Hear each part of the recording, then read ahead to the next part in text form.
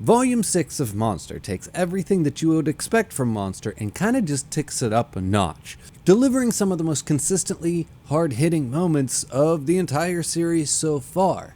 And also, one particular beat that's so ridiculously over the top that it's almost laughable. Let's talk about it.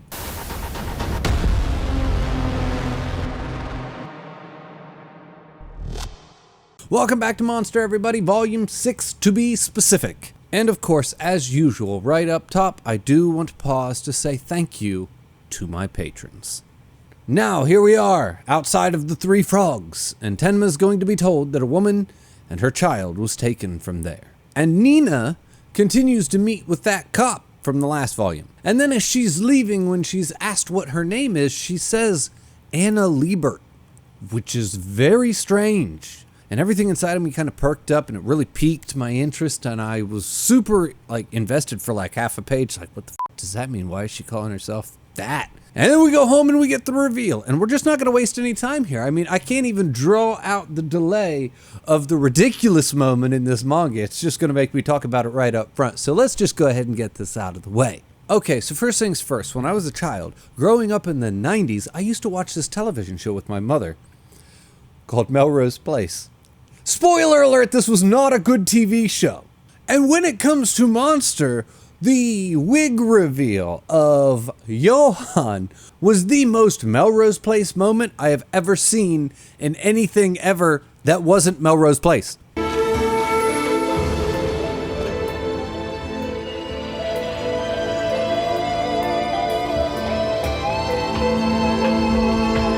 This is ridiculous. It is the most ridiculous thing that I think I've seen in this so far. I don't even care that they have the same face. I don't care that they're twins. You're not gonna just put on a wig and walk around town and pretend to be that person.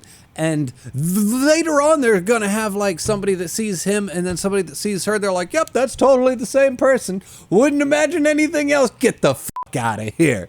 This is silly. Anyway. You know, I've always said that this manga had tension for tension's sake, and this has officially gone from that all the way into late night soap opera territory. And it's a shame, because this volume has some of the best moments and hardest hitting, just beats of the entire manga so far. For real.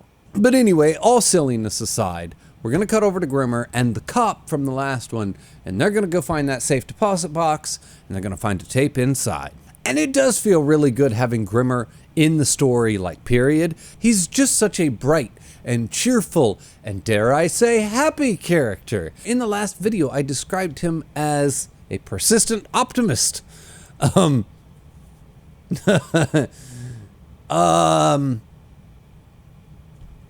Let's keep going. Anyway, they listen to the tape, and it is a recording of Johan when he was a child, and he has been drugged, and he's being interrogated. And this scene is just amazing. It is so tense, and you can feel the tension. You can almost hear the tape coming off the images on the page. It's just great. When Grimmer stops the tape, right when it's starting to get good, and he doesn't look so well. He looks literally sick from what he's hearing. They split up, go their separate ways. The cop ultimately ends up going back to his place and is confronted by some guys from his department who are there to arrest him because he is being framed for murder. And the details of the murder match exactly the details of the murder that Tenma was framed for 10 years ago, all the way down to the little cyanide candy or whatever's in it. Almost like it's all been set up by Johan. This will ultimately culminate with him killing the officers and Grimmer taking him to what they think is a safe location. When he looks out a window, ends up getting shot, and now it's down to Grimmer all by himself with a wounded cop friend. And Grimmer doesn't look very well put together right now either. Meanwhile, Tenma's over here putting it all together, and he's going to end up rushing into the scene just after the fact, just in time to see Grimmer. And Jesus Christ, who the f*** is this guy? I mean, damn. And actually, pretty much right off the bat, we find out the Grimmer's a product of the same Kinderheim that Johan came from. And now, instead of that weird, stupid grin that he's had the whole time, he's going to switch to almost a really calm facial expression that makes him look basically numb. And it just kind of sends chills down your spine, to be honest. And actually, if I'm being totally honest, Grimmer is by far the best thing about this entire volume. Like right now in the story, the cop from before is going to get picked up. He's going to end up going to the hospital. He's going to then end up basically being arrested by the police. Nina shows up in town. She starts having flashes of memories from the Three Frogs and whatnot from her childhood. And the BKA man is going to show up hot on the trail of the case. And it all goes down at the level of quality that you would expect from this manga, with the same level of tension that you come to expect from this manga, and the same quality of suspense and thrill and intrigue and pacing. Everything is right there, dialed right in the way it always has been. But the thing that stands out is Grimmer.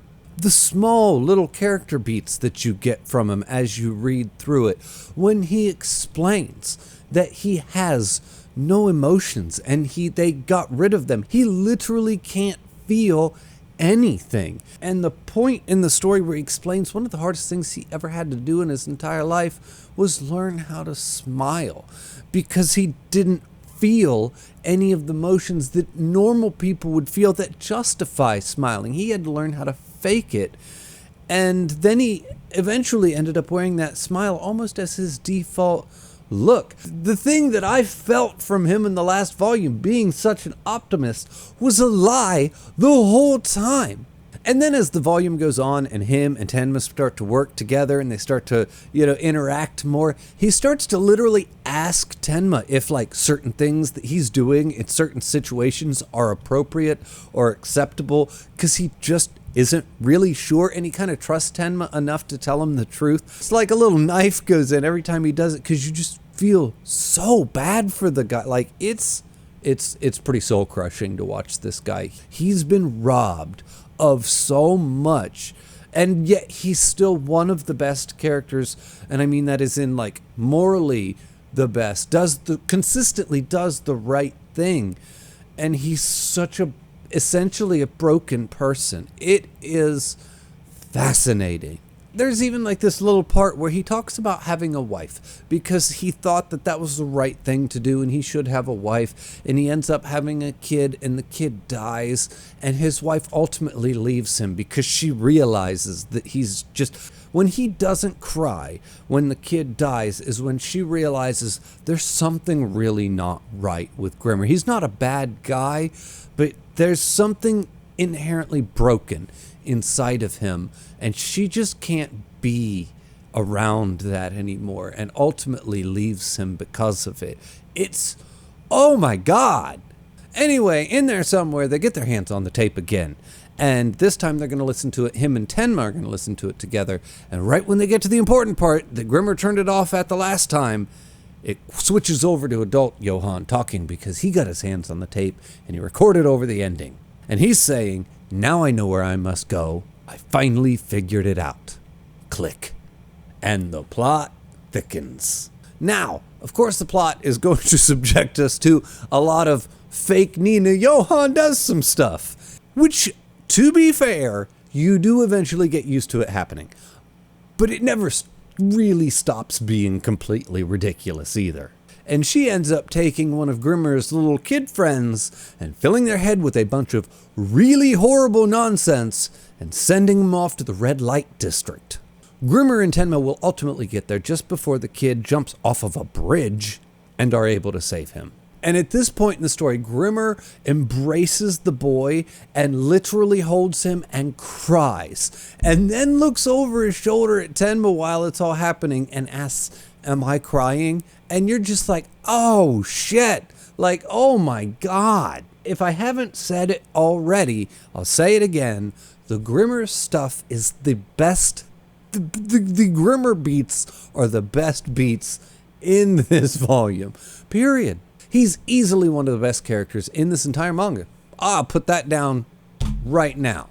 Now at this point, the BKA man makes his way to the House of Roses, which is a house that was owned by the man who wrote the children's book, The Monster with No Name, and the man who took Johann and his mother from the Three Frog Place.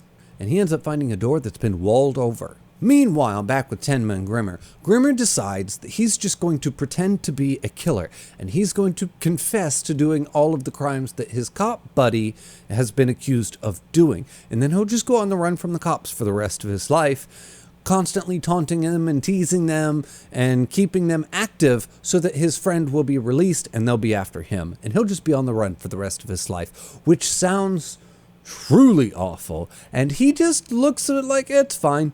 You know, it's just another day for him. Like, it doesn't affect him in any way, shape, or form. But then I guess he doesn't really have the proper emotions to feel this.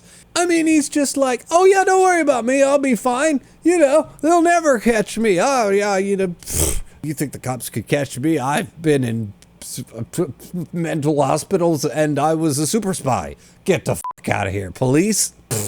And you believe him.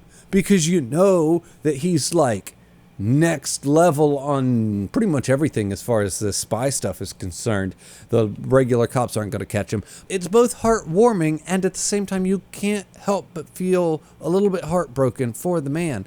It's him as a person and as a character in this manga is such a tragic figure. Oh, he makes me sad. He really does. Anyway. Back with the BKA man, he tears down the wall and enters the room. And it's essentially a big empty room. And he senses that people have died in there. Lots of people. And then he comes face to face with a portrait of Johann's mother. Now ultimately when Tenma and Grimmer separate, Tenma's going to be found by the police and arrested for his crimes from 10 years ago. Now, with Tenma in prison, we get one final chapter, and that final chapter is a scene after scene after scene of every person that Tenma has ever helped, every single life that Tenma has ever touched, and they are all one by one getting up in arms and vowing to save him from the police or find an attorney to get him free from the police. They're all up in arms to go save Tenma. And it was a little silly, wasn't it? I mean, I get what the chapter was going for, and I get the feels that it was trying to get out of me. I understand what it was trying to be, but it didn't. I don't know. It just felt silly. It didn't feel. Anyway, it was fine. All right, now as far as this volume is concerned, I'm going to say that any scene that had Grimmer involved was probably like 9.5 territory. Anything he touched was almost gold in this volume. It was so good. The whole Johann running around and pretended to be Nina, and then Nina running around, and then people seeing both of them, like one right after the other, and like, yep, that's totally the same person. And then the whole like mirror scene with him taking the wig off. So ridiculous. Easily the most ridiculous thing that I have read the entire manga, bar none. It really drug what would have been an excellent volume down for me. Not gonna lie. Anyway, like I said, with how good the Grimmer stuff was, we'll just let it balance itself back out to an 8 again. And like I said, the regular story stuff that was the through line of the majority of the book just continued to be the same level of quality that we have gotten used to. So we'll go ahead and let this one balance back out to a pretty even 8. Anyway, everybody, as always, the link for my Patreon is in the description below. The link for my Discord is in the description below. Thank you for watching, and I'll see you next time.